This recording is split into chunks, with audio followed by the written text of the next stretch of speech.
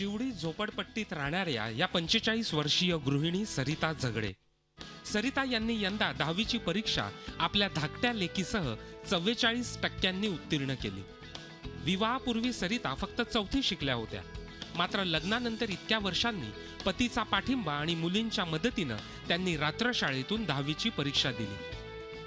असं माझं काही शिक्षणाचं हे नव्हतं, मला शिकायचं नव्हतंच. म्हणजे काय लहान लहान मुलं शाळेमध्ये शिकतात. आता त्यांना मी मिस्टरांना बोलले माझं वय काही शिकायचं नाही, आता मी मुलींना शिकवायला पाहिजे. तरी मिस्टर बोलले की शिक तू, कारण शिकायला काय वय नसतात. सरिता यांची धाकटी मुलगी श्रुतिका हिला 10वीमध्ये 69% गुण मिळालेत. आपल्या लेकीसोबतच पुढचं शिक्षण घेण्याची सरिता यांची इच्छा आहे.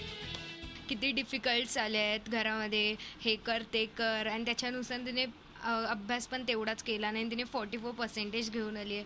खूपच जास्तच आनंद झाला आहे. माझा थोडासा आहे आनंद मला, पण मम्मीचा जरा जास्त झाला आनंद.